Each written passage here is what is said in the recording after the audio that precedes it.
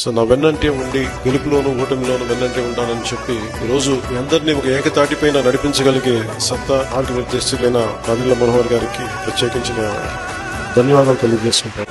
మమకారమన్నది లేనింటికి మహాలక్ష్మి ఏనాడు రానే రాదు. ఆప్యాయతన్నది లేని నాడు ఆ మనిషి బతుకసలు బతుకే కాదు.